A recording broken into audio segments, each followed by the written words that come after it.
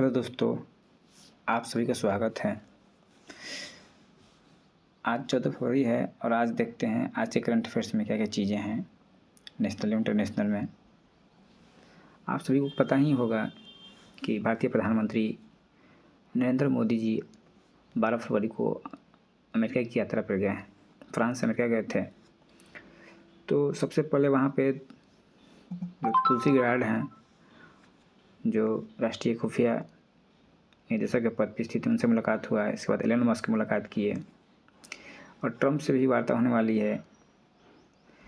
तो अमेरिका और इंडिया के बीच में कुछ मुद्दे हैं जिन पर बातचीत होनी है। सबसे पहला मुद्दा टैरिफ का है। अमेरिका का कहना है कि भारत अमेरिकी वस्तुओं पर बहुत हाई टैरिफ लगाता है, उसके बदले में अमेरिका भी इंडियन कमोडिटीज़ पर हाई टैरिफ लगाएगा। इसके अतिरिक्त आवर्जन का मुद्दा है। जो 102 भारतीयों को अमेरिका द्वारा डिपोर्ट किया गया था इंडिया में, उनके हाथ और पैरों में जंजीर बांध के भेजा गया था। तो इन सब चीज़ों मुद्दे पर बातचीत होनी है। कुछ इसके अलावा कुछ टारगेट भी फिक्स किए गए हैं कि भारत और अमेरिका 2030 तक जो द्विपक्षीय व्यापार है उसको $500 बिलियन तक पहुंचाएंगे। आप सभी को पता ही होगा कि द्विपक्षीय व्यापार में अमेरिका को व्यापार में घाटा होता है, तो इसकी अपनी चिंताएं भी हैं। इसके अतिरिक्त अमेरिका F-35 लड़ाकू विमान भी भारत को अवेलेबल करवाएगा। परमाणु ऊर्जा के संबंध में छोटे मॉड्यूलर रिएक्टर को डेवलप करने में अमेरिका सहायता करेगा और तेल गैस की आपूर्ति भी अमेरिका इंडिया को करेगा। इन सब चीज़ों पर समझौता हुआ है। इसके पहले साइंस एंड टेक में इसरो और नासा दोनों मिलके निसार उपग्रह लॉन्च करेंगे जो पृथ्वी का अवलोकन करेगा। और India middle east economic Europe corridor, इसमें भी अमेरिका ने अपनी रुचि दिखाई है। इन सब चीज़ों पर बातचीत होने वाला है। मुख्य रूप से व्यापार का मुद्दा प्रमुखता से वहाँ पे डिस्कस होने वाला है। तो क्या निकल के आता है उसको डिटेल में हम लोग नेक्स्ट वीडियो में भी डिस्कस करेंगे। अभी तो बातचीत हो ही रही है। नेक्स्ट है, भारत ने म्यांमार सीमा पर बायोमेट्रिक ट्रैकिंग शुरू किया है। तो भारत और म्यांमार की सीमा 1643 किलोमीटर लगती है और सबसे जो लंबी सीमा है 520 किलोमीटर की, वो अरुणाचल प्रदेश से लगता है। तो ये फैक्ट याद रखिएगा। इसके बाद नागालैंड है, मणिपुर है, मिजोरम सबसे अधिक है, अरुणाचल प्रदेश 520, मिजोरम 510 किलोमीटर। नेक्स्ट है वर्ल्ड रेडियो दिवस, 13 फरवरी को मनाया जाता है। रेडियो के सफ़र के बारे में देख लेते हैं। गुलियल्मो मार्कोनी 1855 में पहली बार रेडियो तरंग संचार का श्रेय दिया जाता है।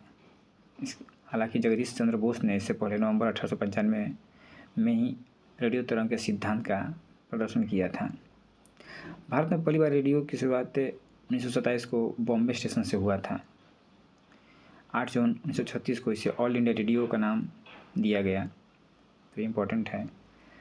1956 में इसे आकाशवाणी का नाम दिया गया। आज भारत में लगभग 99.18% आबादी तक आकाशवाणी की पहुंच है। तो लगभग मान के चलिए कि सभी लोग रेडियो का आनंद लेते ही हैं। देश में पहली बार FM रेडियो की शुरुआत चेन्नई में 1977 में हुआ था। ठीक है। नेक्स्ट है, मैक्सिको ने गूगल पर मुकदमा दायर करने की धमकी दी है, क्योंकि गूगल मैप ने अमेरिका की जो मैप होता है उसमें मैक्सिको की खाड़ी का नाम बदलकर अमेरिका का खाड़ी कर दिया है। तो ये एक धमकी दिया गया है मैक्सिको के द्वारा। नेक्स्ट है, चीन के साथ तनाव के कारण फिलीपींस है जो भारत से आकाश मिसाइल खरीदना चाहता है। भारत से आकाश मिसाइल को खरीदने में रुचि दिखलाया है फिलीपींस ने। आकाश के बारे में 2-3 पॉइंट इम्पोर्टेंट है। यह सतह से हवा में मार करने वाली मिसाइल है। इसका भार 720 kg है। यह मिसाइल 2.5 माइल की गति से उड़ सकती है। यानी ध्वनि से 2.5 गुना अधिक तेज़ गति से ये मिसाइल उड़ती है और यह मिसाइल 45 किलोमीटर दूर तक विमान को निशाना बनाने में सक्षम है। इसकी मारक क्षमता रेंज 45 किलोमीटर है। नेक्स्ट है पंचायती राज मंत्रालय और भारतीय लोक प्रशासन संस्थान द्वारा पंचायत डिवोल्यूशन इंडेक्स से रैंकिंग जारी किया गया है। तो इसमें शीर्ष से 5 स्टेट में कर्नाटक पहले स्थान पर है, दूसरे पर केरला, तीसरे पर तमिलनाडु, बिहार को इस श्रेणी में निम्न श्रेणी में स्थान प्राप्त हुआ है। सबसे निम्न श्रेणी वाले में बिहार का स्थान मिला है, तो ये चिंता की बात है। नेक्स्ट है ग्लोबल टेक्सटाइल एक्सपो 2025। ये 14 फरवरी से 17 फरवरी तक भारत मंडपम दिल्ली में इसका आरंभ हो रहा है, तो ये भी इम्पोर्टेंट है। इसके आगे है एम्स में मानव मिल्क बैंक पयोधी शुरू किया गया है। पयोधी यह मुख्य रूप से जो भी बच्चे जो भी नवजात बच्चे होते हैं अपनी माँ के दूध से वंचित हो जाते हैं, तो जो भी महिलाएं जो अपना दूध दान करती हैं उसको पाश्चुरिकृत करके इस प्रीमेच्योर बेबी को पिलाया जाता है, जिससे उनको भी न्यूट्रिशन मिल सके, उनका भी विकास हो सके, इसलिए पयोधी बैंक शुरू किया गया है। नेक्स्ट है जगन्नाथ मंदिर का जो महाप्रसाद होगा उसमें ऑर्गेनिक राइस का इस्तेमाल होगा। चर्चा में देख लेते हैं आर्टिकल 353 नहीं है, 356 और यूसीसी एवियन इन्फ्लुएंजा है।